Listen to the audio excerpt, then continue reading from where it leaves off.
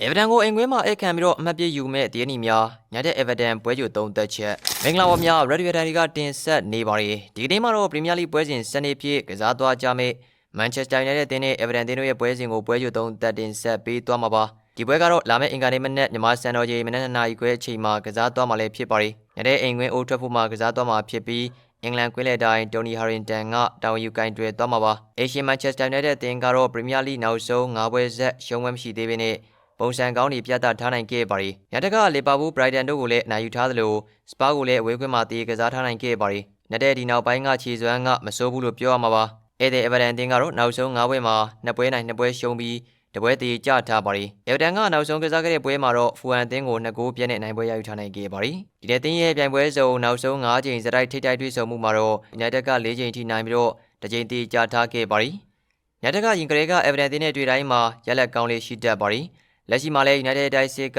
အန်ပူမိုဦးဆောင်လာမဲ့ညာချမ်းတိုက်စစ်ကို Everton တင်းခတ်ခဲခဲပဲထိန်းချုပ်သွားမှာဖြစ်ပါတယ်။ဒါပေမဲ့ Everton ကလည်း Grealish တို့လိုအည်သွေးမြင့်ကစားမတွေနဲ့ United ကိုဒုက္ခပေးလာနိုင်ပါတယ်။ United တို့ကဲကစားသွားမှာဆိုပေမဲ့အိမ်ကွင်းမှာ 2-1 ရလက်လောက်နဲ့နိုင်ပွဲရယူသွားနိုင်ပါတယ်။ United တို့အိမ်ကွင်းမှာနောက်ထပ်နိုင်ပွဲဆက်အောင်မဲ့ပွဲတစ်ပွဲဖြစ်ပါတယ်။ဒီကနေ့တင်ဆက်မှုကတော့ဒီလောက်ပါပဲနောက်ဆုံးရအားကစားသတင်းတွေအပြောင်းရွှေ့သတင်းတွေစိတ်ဝင်စားဖွယ်ရာအကြောင်းအရာတွေကိုတင်ဆက်ပေးမှာမလို့ page ကို like and follow လုပ်ထားပြီးတော့ဗီဒီယိုလေးကိုလည်း share ပေးကြပါအောင်ပြောရင်းနဲ့ညီကုန်းချုပ်လိုက်ပါရများ